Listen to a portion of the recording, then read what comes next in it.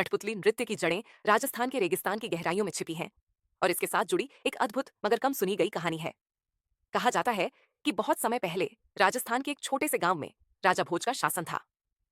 राजा भोज न केवल एक वीर योद्धा थे, बल्कि कला और संस्कृति के संरक्षक भी थे। उस समय भाट समुदाय अपनी कहानियों और गीतों से लोगों का मनोरंजन किया करते थे। उनके पास कठपुतलियों का एक समूह था, जिसे वे बड़ी कुशलता से नचाते थे। इन कठपुतलियों के माध्यम से वे राजा और प्रजा को कहानियां सुनाते और जीवन के सबक सिखाते थे। एक दिन पड़ोसी राज्य ने राजा भोज के राज्य पर हमला कर दिया। दुश्मन सेना बड़ी थी और प्रजा भयभीत हो गई। राजा भोज चिंतित थे, क्योंकि उनकी सेना दुश्मन की सेना से कम थी। तब एक भाट कलाकार ने राजा से मिलकर अपनी कठपुतलियों के माध्यम से मदद करने का प्रस्ताव दिया। उस कलाकार ने अपनी कठपुतलियों का उपयोग करके दुश्मन के सैनिकों को गुमराह करने की योजना बनाई। उसने रात में किले के पास कठपुतलियों का नृत्य आयोजित किया। वह कठपुतलियों को इस तरह से नचाने लगा कि दुश्मन को लगा कि राजा भोज की सेना बहुत बड़ी है। कठपुतलियों के माध्यम से उन्होंने युद्ध की रणनीतियां भी दिखाई, जिससे दुश्मन भ्रमित हो गया।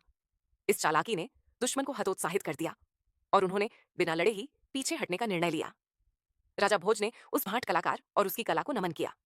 उसी दिन से कठपुतली नृत्य केवल मनोरंजन का साधन नहीं रहा, बल्कि इसे रणनीति और ज्ञान का प्रतीक भी माना जाने लगा। आज जब हम कठपुतली नृत्य को देखते हैं, तो वह केवल रंगीन कपड़ों में सजी लकड़ी की मूर्तियों का खेल नहीं है।